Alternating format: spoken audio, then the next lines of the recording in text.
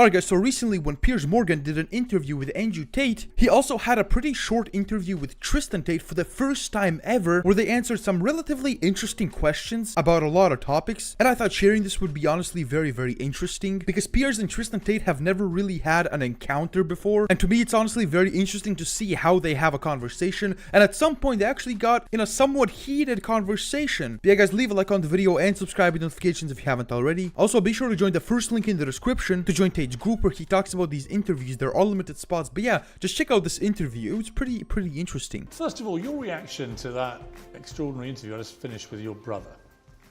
I think that was one of the best interviews ever conducted with Andrew. I don't know how hard you're going to go on me, so perhaps I'm making a mistake saying this. I like how you challenge your guests. I like how you seem to have a very impartial opinion on people. You don't judge things one way or another before you go into the interviews, and I think that made the interview with Andrew very interesting. I'm very excited to see the public response. I mean, like I said to him, I'm not here to convict you or otherwise. I don't know if you're guilty or not of the charges laid against you. We'll establish that in a trial or otherwise. I mean, it may not even go to trial. No, it might not. Rolling Stone, in a profile, said this about Rolling Stone. Their relationship dynamic is very odd. It's like Tristan is held captive by Andrew and believes or follows everything Andrew says or does. I don't believe or follow a lot of things that Andrew says or does. You know, I get asked every single day to counter. E.J. Dickinson is this woman's name. I could tell you some horrible stories about the people who she's harassed and bothered, this Rolling Stone woman. The things Andrew says and does, I mean, I get asked... What don't you like about his views? Well, the major one, when people say, oh, Tristan, now that you've converted to Islam, I'm like, I haven't converted to Islam. Who says I converted to Islam? No, I'm an Orthodox Christian, and I have not converted to Islam. What do you think of his conversion? I think that it's not my place to even comment on it. Now, some of the greatest religious discussions I have had have been with Andrew since his reversion, since him reading the Quran, most of it, of which he covered in prison. And we sit there and discuss these various ideas, but I believe that individual religious conviction is exactly that, it's individual. And I don't believe, whether I'm his brother, whether I'm his son, mother, uncle, I have no place to tell him what his religious conviction should be, just as he has no business to tell me mine. So I'm happy for him because he's become a happier and better person. Are you rivals? Yes. Oh, absolutely.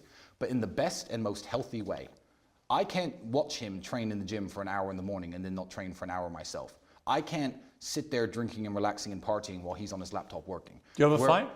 No, never. We never argue. You never physically fight? Well, we used to physically fight all the time. We're both professional athletes, so we used to beat each other up in the ring for sparring. Who would win? Oh, Andrew would win. I was good. I was the European champion at my peak, but Andrew was built for Andrews. I mean, see my broken nose? It leans this way.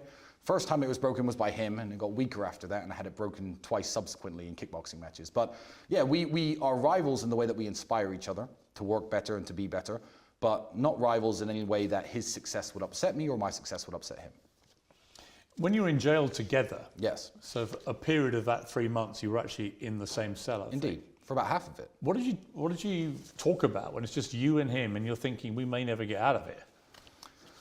Lots of things.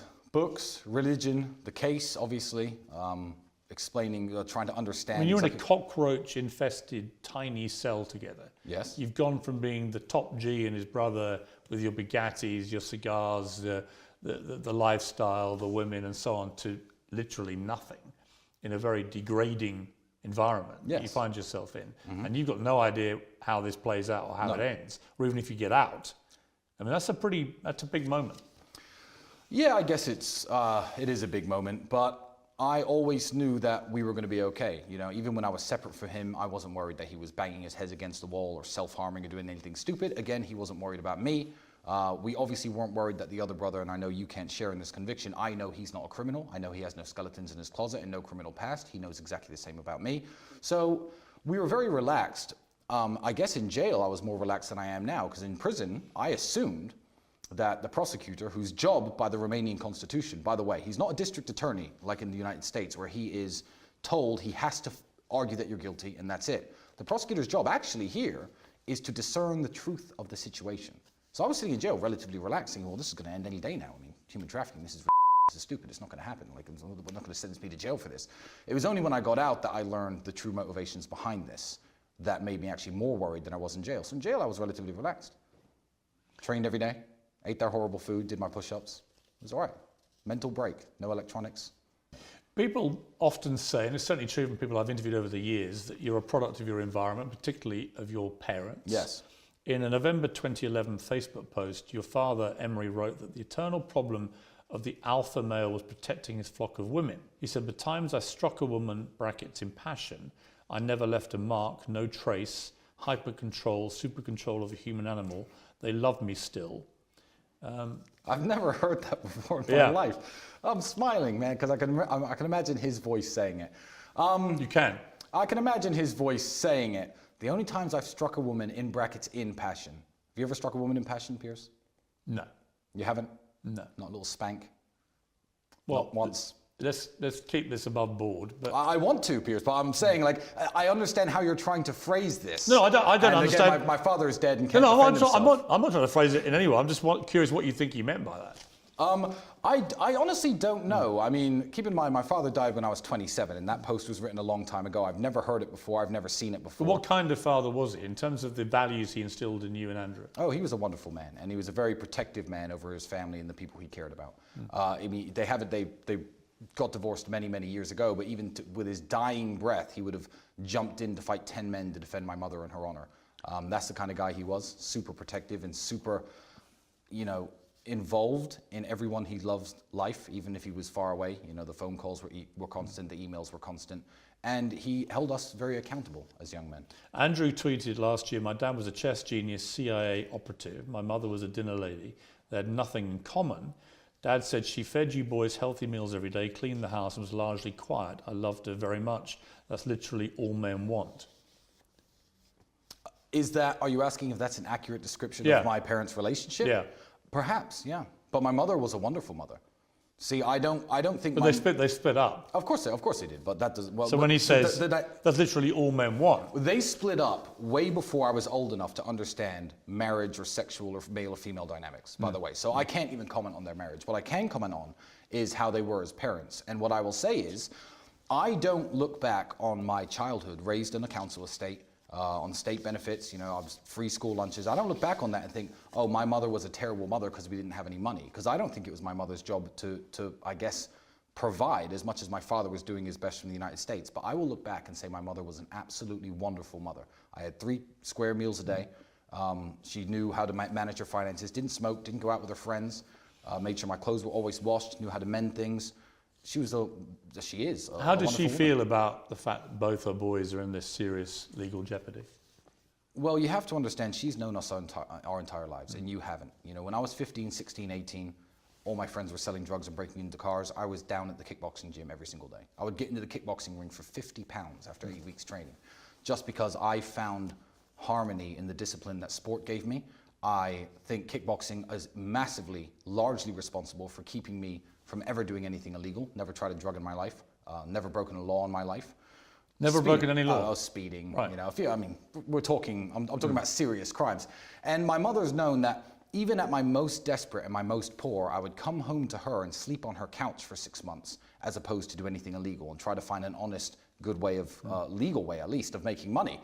So Is she worried about you, the situation you're in? Well, she's worried about the situation, but she has no doubt in her mind that I haven't done any heinous things against women, especially for money, because it doesn't make sense that after going through what I've gone through and avoiding any legal problems, suddenly I'm worth hundreds of millions of dollars, and I decide that's the time to start trafficking. You guys have preached a message of masculinity, and I'm all in favour of masculinity. Great. Many other people have categorised it as toxic masculinity because of the misogyny and so on.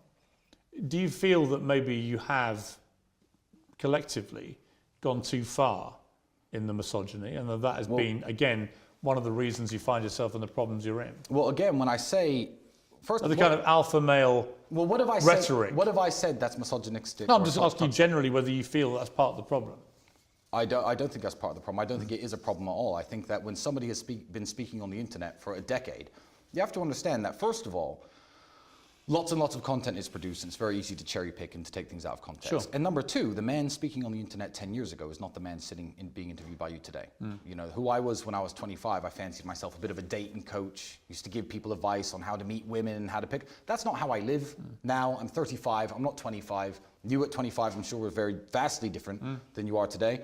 So You know, I don't think there's a problem with anything I've said, because I've never advocated for anything illegal. I've never advocated for any crime. I do not advocate for drugs. I do not advocate for violence. I do not advocate for any of these things. So if Andrew said that women can't drive as well as men once, like, it's very easy to jump on that and say this man is the world's biggest misogynist because he said X. Look, I just think it's, for me, when I look at all the rhetoric, the stuff that I find most problematic, to use the phrase of the buzz phrase of our era, Absolutely. is simply where I feel like if it strays into that misogyny, I think you let yourselves down. That you have a good message in many ways. You know, a lot of the stuff, notwithstanding the serious charges you're facing, and we'll have to see how that all plays out. And maybe you both are very different people to the ones you're claiming to be. We'll find out, right? But in terms of your general rhetoric, I find that constant running underpinning theme of misogyny and about where a woman's place should be, that is the problem in terms of the influence on young men. They shouldn't all be walking around thinking that a woman's place is only in the home serving their men. And that somehow their only thought process each day, women, should be, how do I please my man, not can I get a fulfilling job or any of those things. But no, you stay at home, self-improvement, make yourself look good, obey his instructions, all that kind of stuff. But Andrew talking about the way that he wants his relationships to work. He's entitled. He's entitled to what it. No, advocating and forcing don't for the whole world to see things his way. Yeah, but that's the delusion, because you can say he only wants that for himself, right? And by the way, he's allowed any relationship he wants.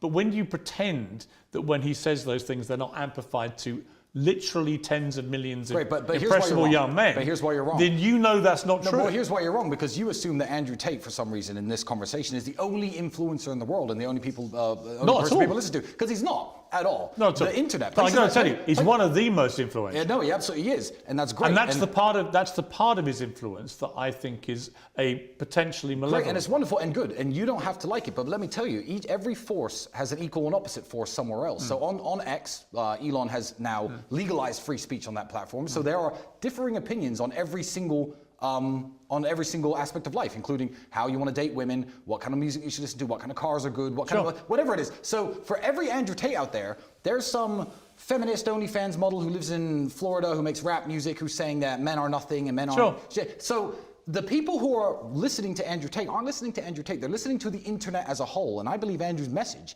is, one, overwhelmingly positive, absolutely overwhelmingly positive, and I believe he's a very important mark on that spectrum of opinions that exist out there, because when you delete Andrew Tate, the mean average of people will drift down this toilet of degeneracy and become less like Andrew Tate. He's a professional athlete with a completely clean criminal record, by the way, who's massively financially successful, who's kind, who's generous. He runs his own charity. He's the best brother. He's the best father. He's the best uncle. He's an absolutely wonderful man, and I would love to see more men become like him. So I like his opinions, and I like the fact that he's out there.